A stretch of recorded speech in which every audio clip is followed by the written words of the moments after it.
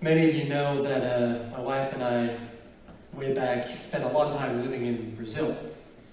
And anyone who's ever been there knows that this is a very unique and vibrant culture. People all around, for the most part, are genuinely nice and happy people. Also very religious, so the nation is predominantly Catholic. But there are other religious groups out there that have this other form of religion that derives from African culture, or African kind of religion.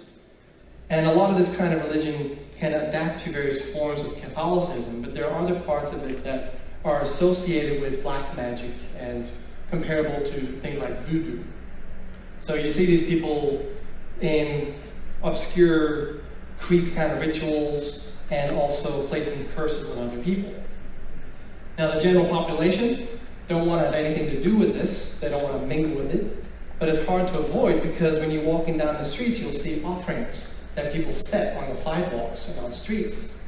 And the offering would consist of a cloth that's laid out with some sort of alcoholic beverage and some prepared food. And whoever put it there is either trying to appease some sort of spirit or saint, or they're trying to take revenge on another person, so it is a form of cursing, or it could just be a general offering of thanks. But whatever it is, whatever it's for, people who walk by see are very clear of these things. They don't want to mingle with it, they don't want to touch it, and they definitely don't want to eat it, because they are very aware of the bad association along with these kind of practices. To eat the food or to take it in could very well bring upon that bad association on themselves and create a negative effect of some sort. And you think, well, how is this possible? Because there's nothing wrong with the food itself. Is it poisonous? It's not like it's drugged or anything. How can that happen that an association could bring on a negative effect? And it is possible that there can be effects due to association that is linked with actual food. We experienced that last week with Holy Supper, on the positive side, of course. The doctrines are very clear, too, about Holy Supper. There is nothing holy about the bread and the wine. But because of our faith in the Lord and our awareness of the Lord's real love and wisdom, that association makes the eating and drinking of that wine and that act of worship very powerful, very effective. That if we were to eat the same bread and wine anywhere else, in different time, different place, it would not have nearly the same effect as it does here in the church. That's the power of association. So thinking of these food offerings on the streets to spirits and saints, think of it as the opposite of Holy Supper. It's like unholy supper. That to take it in, along with those negative associations, could bring on a negative effect of some sort. Now I bring this up because it will become relevant later on for our talk today. But think about just food in general, the choices that we make of eating food, the things that we decide to put inside of our bodies and have benefit us. We make those choices consciously as much as we can. And on a deeper level, we do the same thing with associations. What kind of deeper things do you want to be part of and let influence you and be part of or affect you?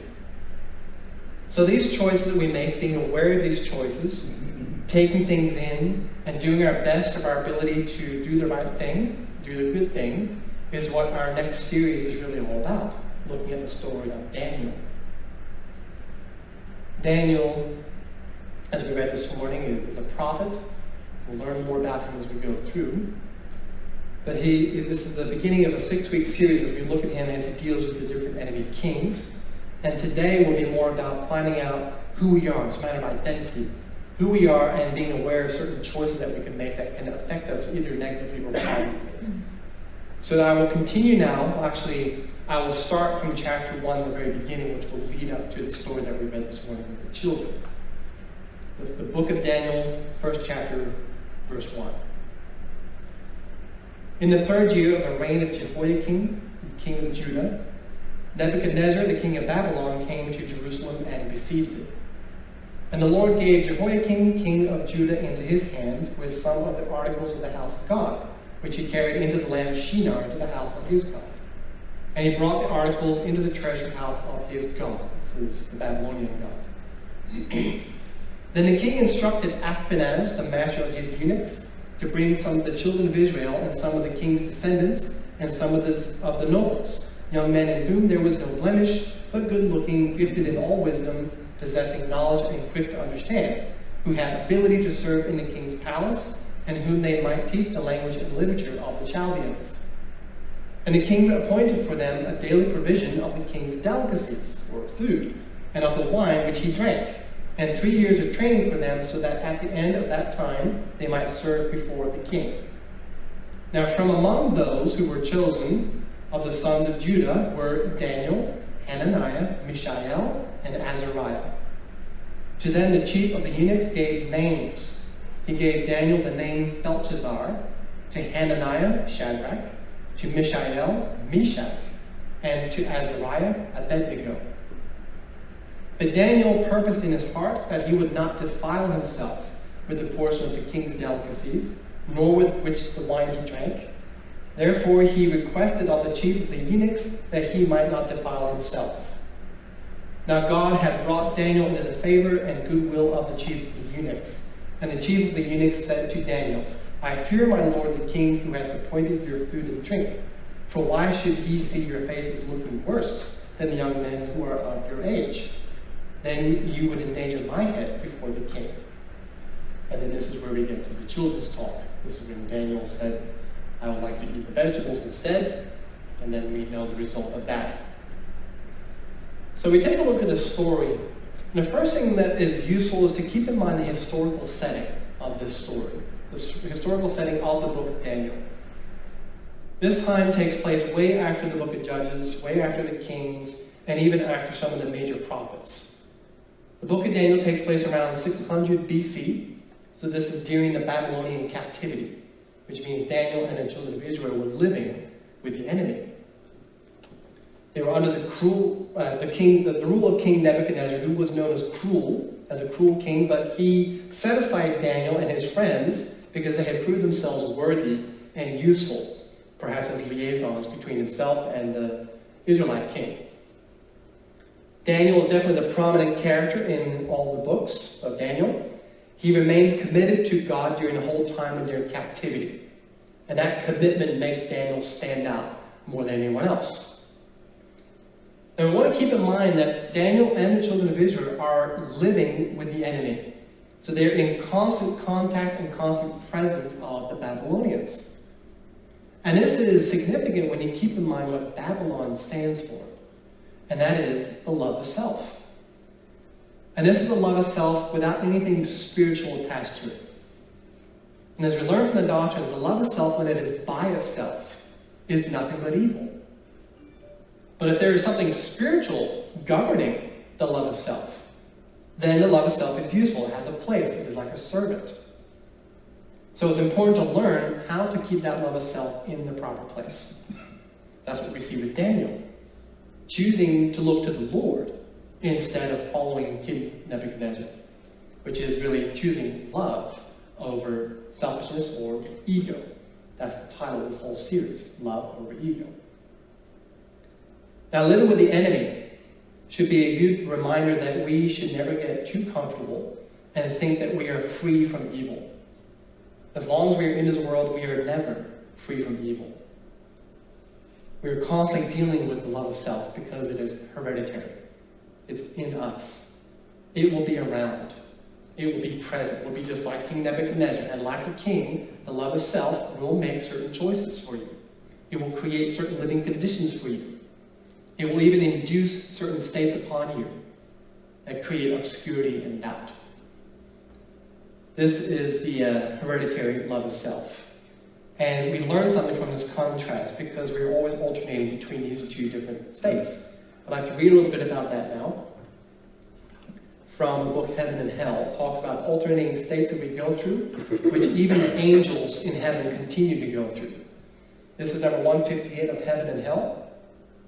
It says, all the people in heaven are kept free of their sense of self, and to the extent that the Lord does keep them free, they enjoy love and wisdom. To the extent that they are not kept free, however, they are caught up in love for themselves. And since all of them do love that sense of self and carry it with them, these changes of state or successive alternations do occur. And then it says in the same number that the Lord does not produce these changes of their states, because the Lord as a sun is always flowing in with warmth and light, that is, love and wisdom. Rather, they themselves are the cause, since they love their sense of self, and this is constantly misleading them. They illustrate this, let's talk about the angels still. They illustrate this by comparison with our world's sun, which is not the cause of the changes of warmth and cold, and of light and darkness, or distinct years and distinct days, but because it stays motionless, the sun. The reason for the changes in the earth is because of our earth and its movements. So these are the changes of state that we go through, and that is due to this love of self that we have that is in us. And these changes to us, they just happen to us. We don't really control them consciously. It's like living in captivity. Things will be difficult sometimes. We can't change that fact. As long as we're here, we will always be living with ourself.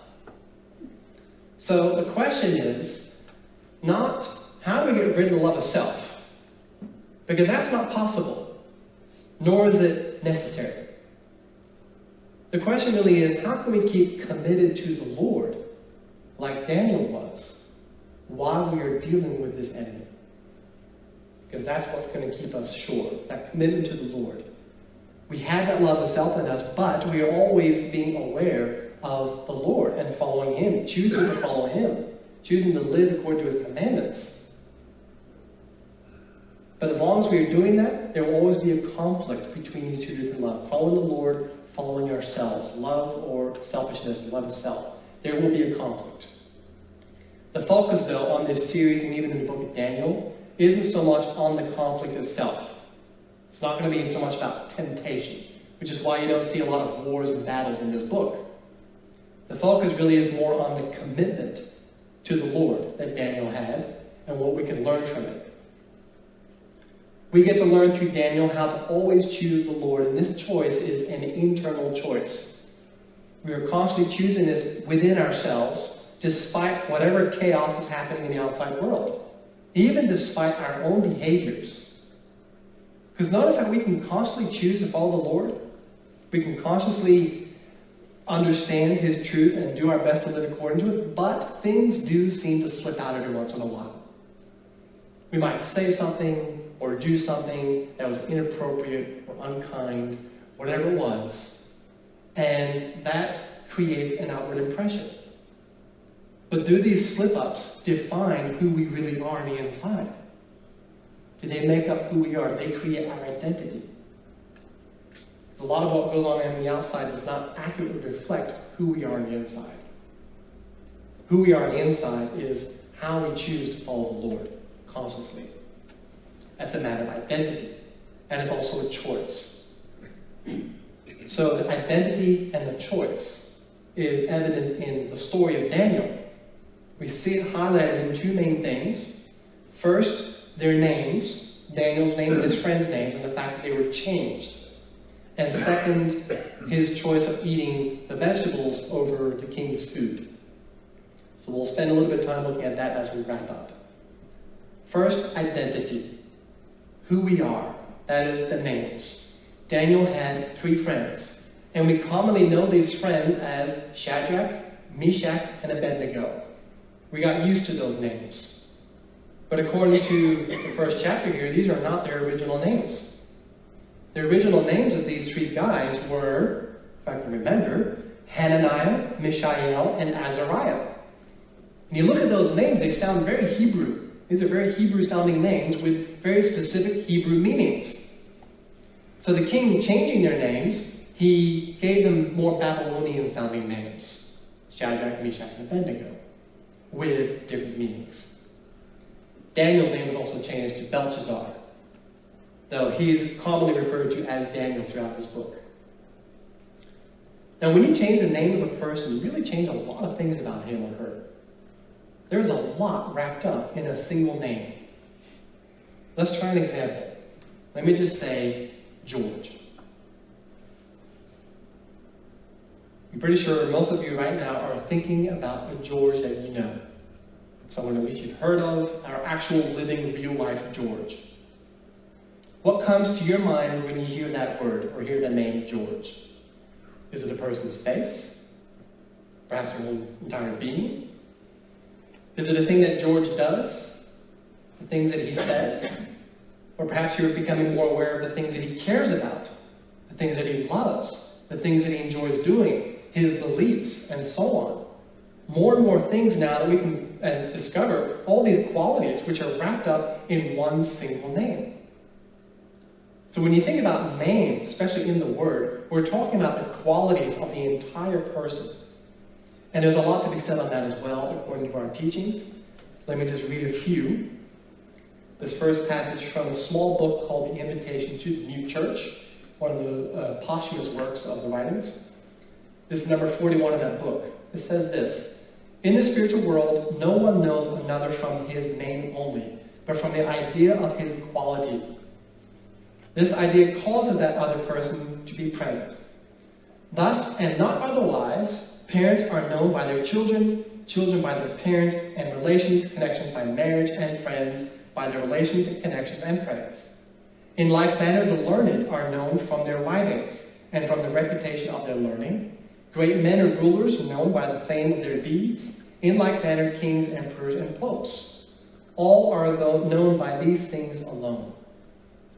And then it says, "A spirit himself also is nothing else than his own quality. On this account, everyone in that world drops his baptismal name or his earthly name, and the name of his family, and is named according to his own quality. Hence it is that name in the word does not signify a name, but the quality of that person." And just to elaborate a little further on that same teaching, reading further from Divine Providence, more on names, it says this, number 230. "People do not know that people in the spiritual world do not have names the way we do in the physical world. Rather, each individual is named for her or his own love and wisdom. As soon as we enter a community or a gathering of people, we are immediately given a name that expresses our nature. We are named in a spiritual language that is essentially able to give a distinctive name to every individual thing, because every letter in its alphabet means something definite. And when many letters are combined into a single word, as happens with an individual's name, they include the whole state of that person. This is just one of the marvels of the spiritual world." So you think of the name that you end up getting in the spiritual world. That name will more accurately and closely describe the qualities that you have that define who you are. That's why nicknames work so well in this world. Nicknames seem to speak more intimately to a person's actual qualities, more so than their birth name. But with all this in mind, the idea of names and qualities, think of what comes to mind now when you hear the name Daniel. His name does mean, by the way, God is my judge. So then what comes to mind when you hear their friend's name and so on? So back to the story, when their names were changed, it was a way of taking away all those qualities that belonged to them or came from the Lord, and assigning to them foreign qualities that didn't really fit with them very well. Because you notice that even though their names were changed, they remained the same people. Nebuchadnezzar could change their names, but he could not change their character. And he would discover that in the upcoming chapters as they kept dealing with things from the Lord. So we're thinking now about what makes up a person's quality. What makes up your quality. And it will come down to either the things that you get from the Lord or things that you get from yourself. The Hebrew name versus the Babylonian name. Hebrew from God, Babylonian from self. And there again lies choice. Which name do you want to live up to? Which qualities do you want to take on for yourselves? And so again, this choice is highlighted in Daniel's preference of food, choosing vegetables over the king's food. We read in that first part that Daniel said or decided in himself he did not want to defile himself with the king's food. So he ate only produce, and as a result, he and his friends looked brighter and became wiser than anyone else in the land. So then you wonder what was so wrong with the king's food. And we sort of cover that with the kids. You know, if you have food that's prepared for you by someone you don't trust, well, then there's sort of a bad association. But there's also more to it than that. Think of associations again. Think of Nebuchadnezzar changing their names and offering his food as a way of trying to convert them to a different religion? Would you eat food knowing that it would mean giving up your faith in the new church and adopting some other kind of belief, an unhealthy one like witchcraft or black magic? Imagine the damage that would cause. Imagine how much that would change who you are. So the food that the Babylonians prepared, Nebuchadnezzar's food, would most likely be the same food that they offered up to their gods. And that's not something that Daniel wanted to associate himself with. And for us, it means not wanting to associate self instead of love to the Lord. There are certain things we don't want to subscribe to. We don't want to do anything that would cut off receiving those qualities from the Lord. So in this story, we see how Daniel remained committed to the Lord, and because of that, he inherited the Lord's strength, his qualities, became wiser and more intelligent. That's the same with us. If we remain committed to the Lord and what he says in the Word, we will continue receiving his qualities. And these qualities are especially prepared, just like the produce, the vegetables that Daniel ate. These qualities are full of spiritual nutrition that really will define us and give us a real good name. Now next week, we'll continue looking at Daniel. Now that I'm learning who we are, what defines us, we become more aware of what our intentions are and our expectations. We look at that next week as Daniel starts to interpret the king's dreams.